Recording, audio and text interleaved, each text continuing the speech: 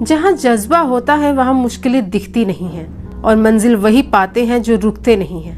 आज की कहानी एक ऐसे व्यक्ति की है जिसने गरीबी में रहकर भी और 12th में फेल होने के बावजूद भी उसने इंडिया का सबसे मुश्किल पेपर क्रैक किया। उसकी इंस्पिरेशन से भरी जिंदगी को जानने के लिए वीडियो के आखिर तक बने रहे और साथ में चैनल को लाइक शेयर सब्सक्राइब करना ना भूले। कहानी की शुरुआत 1997 में चंबल के बिलगांव गाँव से होती है, जहाँ पर राज सिर्फ विधायक साहब का है। फिर हमारी मुलाकात होती है मनोज जी से, जो इस वक्त गाँव में अपनी फैमिली के साथ रहता है। मनोज इस वक्त 12th क्लास में है और जल्द ही उनके बोर्ड के एग्जाम होने वाले हैं। मगर तभी उनके घर में मनोज के फादर का सस्पेंशन ऑर्डर आता है, क्योंकि उनकी लड़ाई अपने से बड़े अफसर से हो जाती है जो बेईमानी का काम करने को बोल रहे थे। मनोज के फादर ने हमेशा से अपनी नौकरी ईमानदारी से की है। इसी सस्पेंशन ऑर्डर के लिए वह गाँव छोड़कर सच्चाई की लड़ाई के लिए शहर चले जाते हैं। उनके जाने के बाद सबको लगता है कि घर का खर्चा कैसे चलेगा। तभी मनोज अपनी माँ से वादा करता है 12th क्लियर करने के बाद उसकी चपरासी की नौकरी लग जाएगी, क्योंकि यह स्कूल भी विधायक का है और यहाँ चीटिंग खुल्ला होती है। मगर एग्जाम के दिन उनके स्कूल में चीटिंग नहीं हो पाती, क्योंकि एक सच्चा डीएसपी ऑफिसर चीटिंग होने नहीं देता और मनोज और उसके साथ के स्टूडेंट सभी 12th में फेल हो जाते हैं। घर में तंगी होने की वजह से मनोज और उसका भाई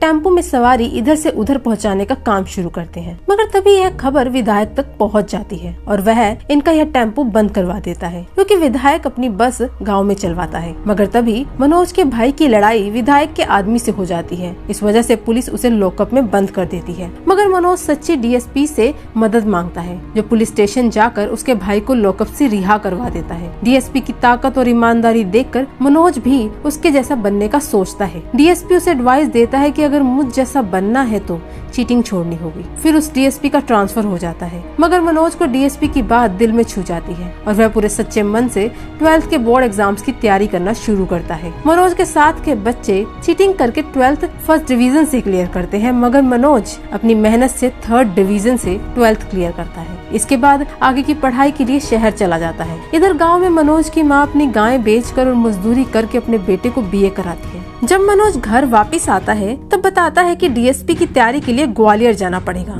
जहां से गवर्नमेंट कोचिंग ले सकूंगा। उसके जाने से पहले मनोज की दादी उसे कुछ पैसे देती है, जो उसने अपने एक्सपायर हस्बैंड की पेंशन से बचाए हैं। पैसे लेकर मनोज एक जज्बे के साथ डीएसपी की तैयारी के लिए ग्वालियर जाने वाली बस में चढ़ जाता है। मगर रास्ते में उसकी आंख लग जाती है। जब बस ग्वालियर पहुंच जाती है तब जाकर उसकी नींद खुलती है। मगर तभी वह देखता है कि उसका बैग गायब है, जिसमें पैसे के साथ साथ उसके कपड़े भी थे। परेशान मनोज ना घर वापस जा सकता है और ना ही कुछ कर सकता है। तभी मनोज उस गवर्नमेंट फ्री कोचिंग जाता है ताकि कम से कम पढ़ाई तो शुरू हो। मगर वहां जाकर पता लगता है कि गवर्नमेंट फ्री कोचिंग अब बंद हो चुकी है। इसके बाद मनोज एक छोटे से होटल के बाहर भूखा प्यासा बैठा होता है। 1-2 दिन बाद जब मनोज से भूख सहन नहीं होती तब वह होटल के मालिक से खाना मांगता है और बदले में कोई भी काम करने को बोलता है। होटल का मालिक तरस खाकर उसे खाना दे देता है। तभी मनोज की मुलाकात प्रीतम पांडे से होती है, जो उस वक्त ग्वालियर छोड़कर दिल्ली जा रहा होता है यूपीएससी की तैयारी करने। उसी होटल में पांडे जी मनोज को आईपीएस के बारे में बताते हैं। मनोज को कुछ समझ नहीं आता और पांडे से रिक्वेस्ट करता है कि उसे भी दिल्ली ले जाओ ताकि वह यूपीएससी की तैयारी कर सके। पांडे जी उस पर तरस खाकर उसे अपने साथ दिल्ली के मनोज नगर ले जाता है, जहाँ मनोज पहली बार यूपीएससी के कंपटीशन लेवल को देखता है। तब उसे पता लगता है कि सिलेक्शन रेशो 0.2% है।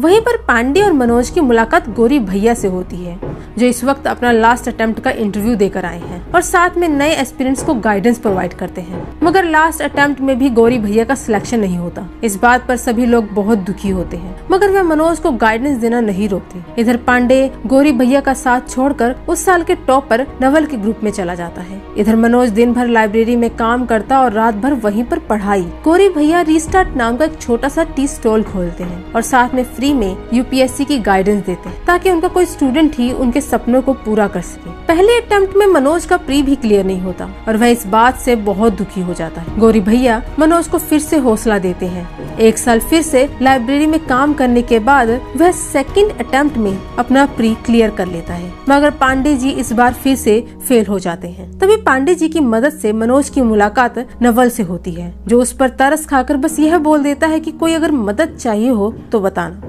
मगर मनोज का इस बार मेंस क्लियर नहीं होता। तभी मनोज की मुलाकात पीसीएस की तैयारी कर रही श्रद्धा जोशी से होती है, जो मसूरी से डॉक्टरी छोड़कर पीसीएस की तैयारी करने आई है। धीरे धीरे श्रद्धा और मनोज दोस्त बन जाते हैं, क्योंकि दोनों साथ में कोचिंग ले रहे होते हैं। मनोज अपने 3rd अटेम्प्ट में प्री क्लियर कर लेता है और वह इस बात से बहुत खुश होता है। मगर तभी श्रद्धा अपने घर वापस चली जाती है किसी काम की वजह से। मगर इस बार फिर मनोज का मेंस क्लियर नहीं होता। इस बात पर वह बहुत ज्यादा परेशान होता है, क्योंकि उसे लाइब्रेरी भी छोड़नी पड़ती है, क्योंकि वहाँ के ओनर मनोज पर चोरी का झूठा इल्जाम लगाता है। इधर मनोज अपने गाँव वापिस जाता है, जहाँ उसे पता लगता है कि उसकी दादी मर चुकी है और उसकी माँ और भाई मजदूरी करके पेट पाल रहे हैं। इधर मनोज और श्रद्धा कभी कोई कांटेक्ट नहीं हो पाता। तभी मनोज के फादर वापस गाँव आ जाते हैं, क्योंकि इस दुनिया में एक सच्चे और ईमानदार आदमी की कोई इज्जत नहीं करती। यह सब देखकर मनोज हारा हारा सा फील करने लगता है, मगर वह हिम्मत नहीं हारता। मनोज दिल्ली वापस आकर सुबह 15 घंटे आटा चक्की में काम करता, ताकि अपनी फैमिली को सपोर्ट कर सके और रात भर पढ़ाई करता। मगर फिर भी कहीं ना कहीं कमी रह जाती। श्रद्धा वापस लौटकर दिल्ली आती है और मनोज को समझाती है कि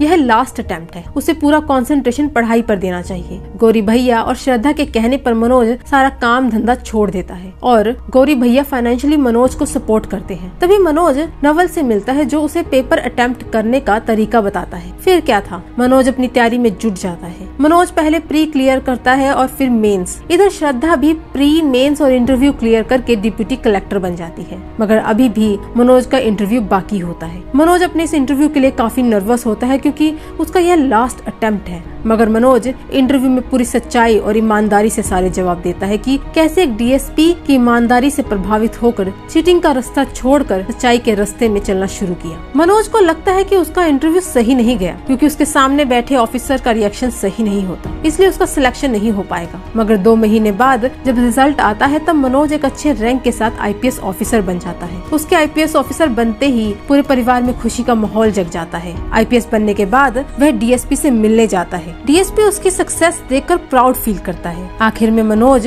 और श्रद्धा शादी कर लेते हैं। पांडे जी टीवी एंकरिंग का काम शुरू कर देता है। अगर किसी में जज्बा हो तो वह आसमान को भी छू सकता है, और जीतता वही है जो रुकता नहीं है। और यहीं पर फिल्म खत्म हो जाती है। इसी तरह की मूवीज की एक्सप्लेनेशन के लिए चैनल को लाइक, शेयर, सब्सक्राइब करना ना भूलें। Thank you.